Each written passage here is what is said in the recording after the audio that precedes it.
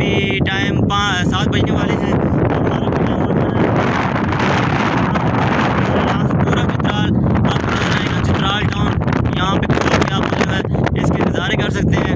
और यहाँ पे बहुत ज़्यादा और शहरों में लोग इस वेदर को बहुत ज़्यादा मिस कर रहे हैं। और यहाँ पे इवनिंग में आके यहाँ पे बैठते हैं और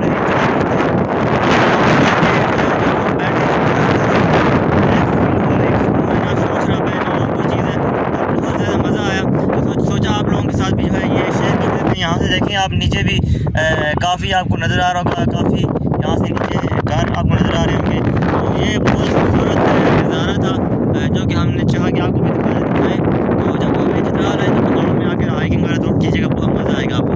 तो love you all, take care, अल्लाह हाफ़िज़।